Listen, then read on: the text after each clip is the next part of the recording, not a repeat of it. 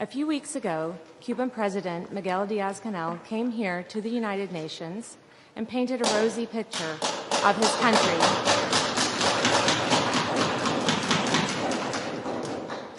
as a paragon of solidarity, democracy, and human rights.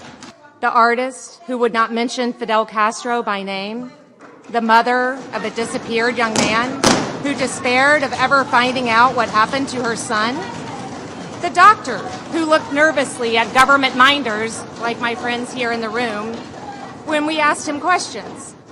Reputable NGOs report that more than 100 Cubans currently languish in jails or under house arrest as political prisoners.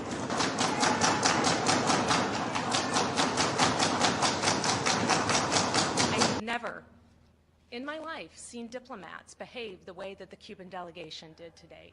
It was really shocking and disturbing. And it makes you wonder that if the diplomats of this government behave this way, how do the police behave?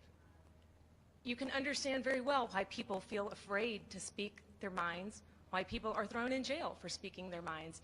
You will note that every day, probably in the United Nations, there's an event bashing Israel. I mean, hardly a day goes by without some formal UN-convened event bashing Israel, let alone side events that do this. So, you know, the idea that one country should not be selectively discussed for its human rights problems is patently absurd.